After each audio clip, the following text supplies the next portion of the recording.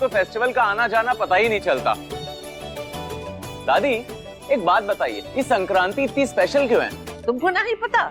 वो इसलिए है कि कल के दिन सूर्य देव अपनी राशि बदलकर दक्षिण से उत्तरायण हो जाते हैं। इसलिए पवित्र नदियों में स्नान दान पुण्य का बहुत महत्व होता है यहाँ।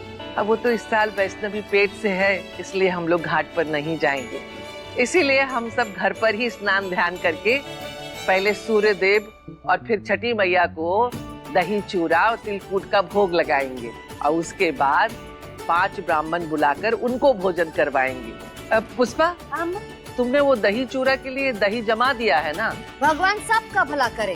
कल तो सबको ऐसी दही खाने को मिलेगी, 7 पुश्तें याद रखेंगी। अब वो तो सुबह ही देखेंगे।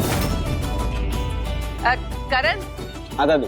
दही चूरा के लिए चूरा और तिलकुट और तिल सब बाजार से ले आए हो? हाँ दादी, हम नया चूरा, तिलकुट, काले तिल के लड्डू, फूल, माला, तोरण सब कुछ लेकर के आ गए। ये तो उम्मीद से कुछ ज्यादा ही कर दिया तुमने। चलो, सब तैयारी तो हुई गई है। अब बस कल ब्राह्मण आके खुश होकर जाएं और आशीर्वाद देकर जाएं।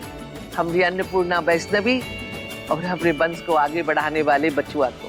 खाने पीने का अरेंजमेंट तो सही है, लेकिन पतंग और मांझे की जिम्मेदारी आपने किसे दी? वैष्णवी, तुमको याद है बस्ती में हम दोनों मिलकर सबकी पतंग काट के लूट लेते थे और हमारी पतंग देर तक उड़ती रहती थी। तो दिन ही कुछ अलग थे मयूर। थोड़ी देर पतंग खींचो, लड्डू का भोग, कभी दही चूरा तो कभी गुड़ चूरा, है ना? माँ, माँ, क्या हुआ बिटवा? माँ,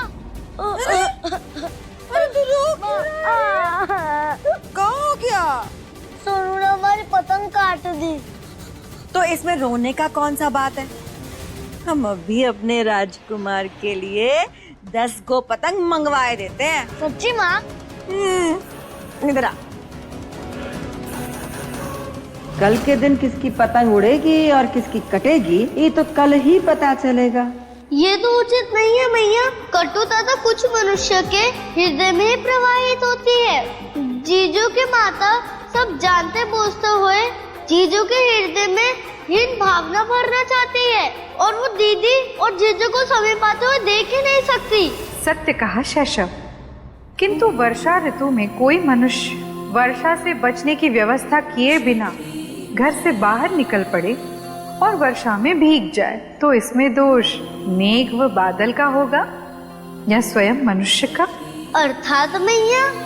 अर्थात बादलों का कार्य ही है वर्षा करना। यदि हमें उस वर्षा के प्रकोप को नहीं झेलना तो हमें स्वयं ही उसकी व्यवस्था करनी पड़ेगी। उसी प्रकार शत्रुओं का कार्य ही है संवेदनशील अवसर ढूंढकर वार करना। इसीलिए उससे बचने की व्यवस्था तो स्वयं हमें ही करनी होती है। हमें अपने मन, अपने हृदय को इतना शक्तिशाली बनाना चाहिए कि किसी के कोई भी बुरे विचार हम पर कभी हावी ना हो पाए। किंतु किसी भावुक परिस्थितियों में मनुष्य का विश्वास स्वयं पर बना रहे, ये तो अति कठिन है ना भैया? कठिन तो है, किंतु मनुष्य स्वयं ईश्वर का ही एक अंश है। मनुष्य में असीमित शक्तियां विद्यमान होती हैं। यदि वो चाहे तो अपने परिश्रम और ईश्वर की कृपा से जो चाहे प्राप्त कर सकता है। फिर ये हीन भावना क्यों?